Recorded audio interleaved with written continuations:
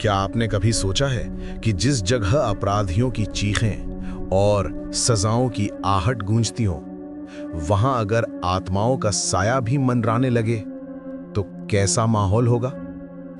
दिल्ली का तिहाड़ जेल भारत की सबसे बड़ी और सबसे कुख्यात जेल। कहते हैं यहां सिर्फ कैदियों की नहीं बल्कि मरे हुए कैदियों की आत्माओं की भी मौजूदगी है। रात का समय था। तिहाड़ जेल की ऊंची दीवारों के पीछे सन्नाटा पसरा था। केवल चिल्लाती हुई हवाओं और दूर से आती किसी कैदी की खांसी की आवाजें सुनाई दे रही थीं। कहानी है एक जेलर अजय की।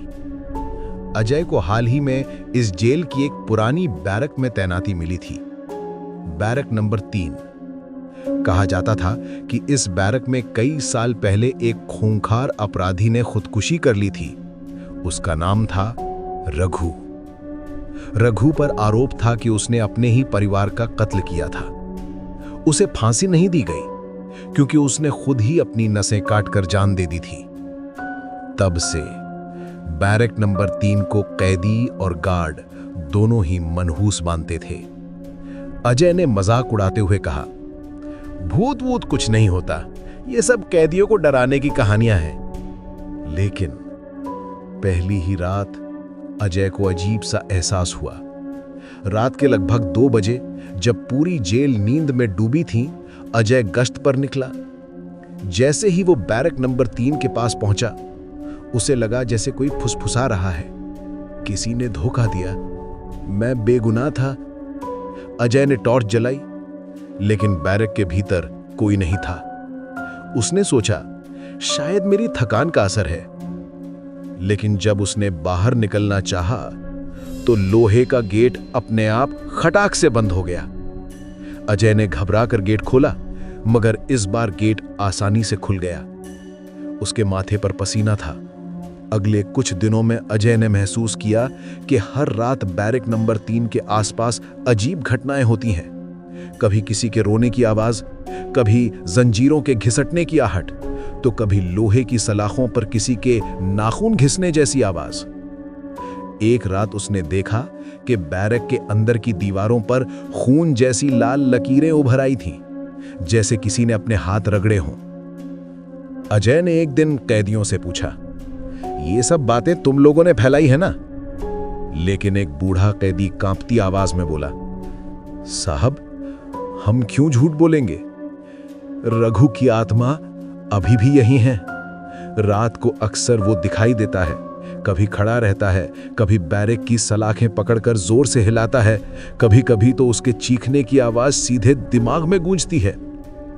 अजय ने हंसकर टाल दिया, लेकिन मन में डर की एक परत जम चुकी थी।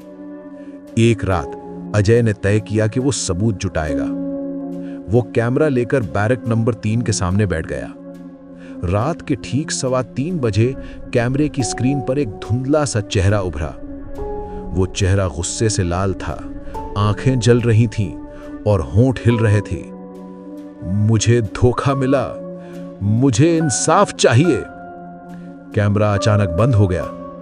अजय ने जब कैमरा दोबारा चालू किया तो स्क्रीन पर सिर्फ काली रेखाएं और एक चीख की आवाज रिकॉर्ड हुई थी। अब अजय बेचैन रहने लगा था। वो सपनों में भी रघु को देखने लगा था। हर रात रघु उससे कहता, तू यहां क्यों आया है? ये जगह मेरी है। एक रात अजय फिर गश्त पर निकला। उसने देखा कि बैरक नंबर 3 का दरवाजा खुला है। वो अंदर गया और सामने रघु खड़ा था। लंबा काला साया, आंखें आग की तरह लाल और हाथों से खून टपक रहा था। रघु ने धीरे धीरे कहा, यहां से चला जा, वरना अगला शिकार तू होगा। अजय डर के मारे पीछे हटने लगा, लेकिन उसके पीछे का गेट अपने आप बंद हो गया। अब वो फंस चुका था। रघु का साया करीब आता गया। उसकी सांसें ठंडी लगने लगी। कानों में वही आवाज गूंज रही थी, मैं बेगुनाह था, मुझे इंसाफ चाहिए। अचानक पूरी बैरक हिलने लगी। जंजीरें अपने आप खड़कने लगीं, दीवारों से खून टपकने लगा और अजय ने महसूस किया कि किसी ने उसकी गर्दन पकड़ ली है। उसकी चीख जेल की दीवारों से टकराकर गूंज उठी।